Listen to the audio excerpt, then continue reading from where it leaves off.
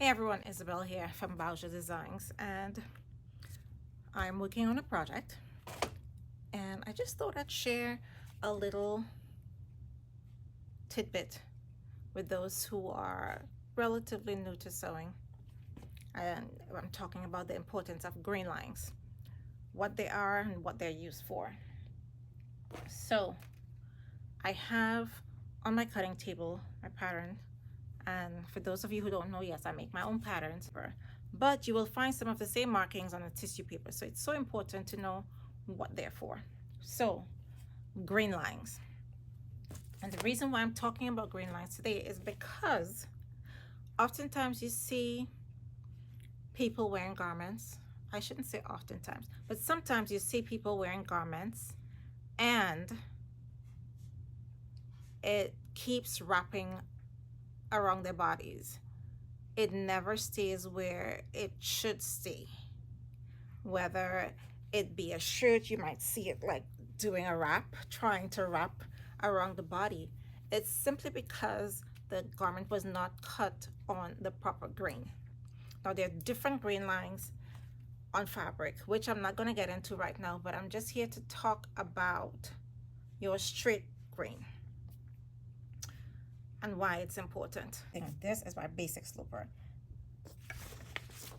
So what I did, I went ahead and I traced it. Now you see it's diagonal on the paper because I can safely do that because this paper has no grain line. So it does not matter which direction you place it in. This is a scrap of paper I have here, and I found a spot where the pattern fits, but you will notice some markings on my sloper. This long line with the arrows, when you see a line like this running through the length of your fabric with the arrows, this is your grain line. And this is super important when you're placing it on fabric. So if it is you are going to alter a garment, whether it's a commercial pattern or if you're using a sloper, always transfer or mark in your grain line. Now, why this is super important in my case here too, the back, my center back seam, if I put this here, my center back seam is not a straight seam. Let me show you what I mean.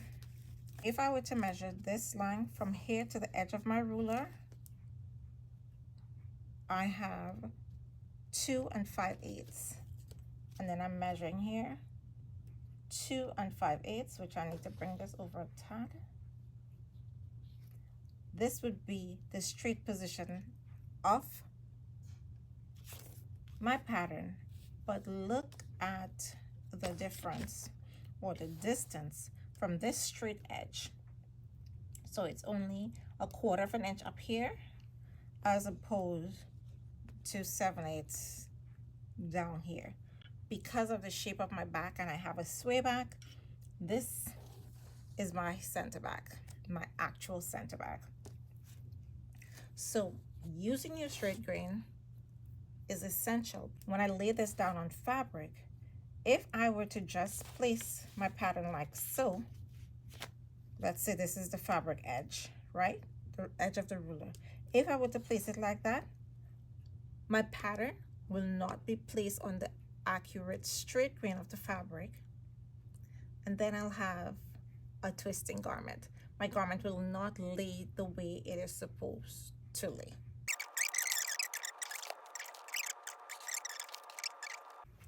One, it's important to have your fabric nice and smooth. It's very important. Don't just place your fabric and then the next thing you have ripples off to the side like so.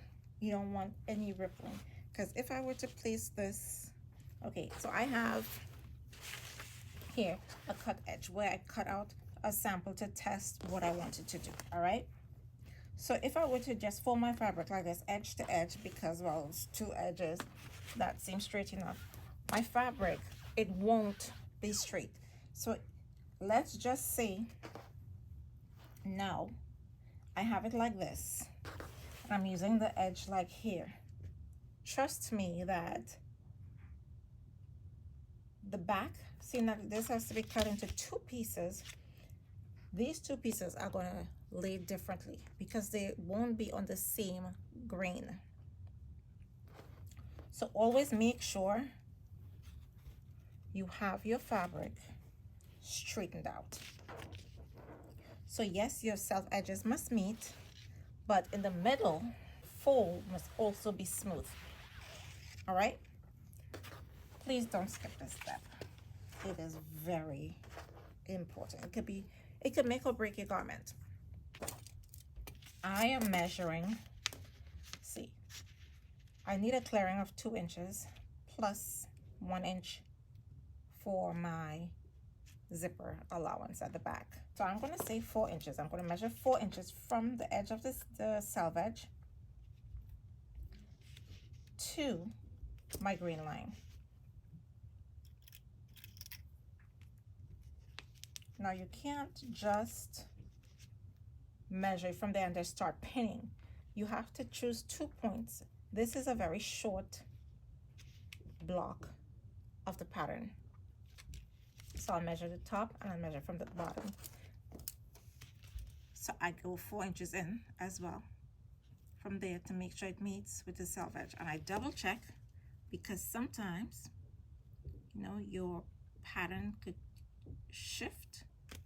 So I'll double check to ensure that it's the same distance. And I'm going to pin that right there.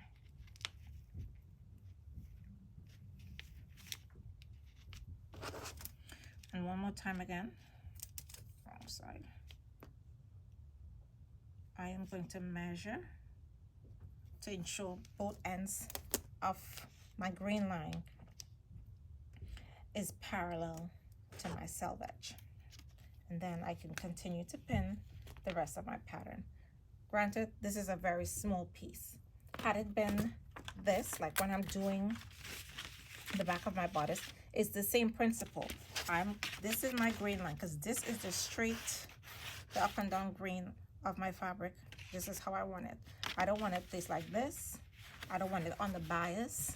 I don't want it on the cross grain. I want it on the up and down grain. So I'm using,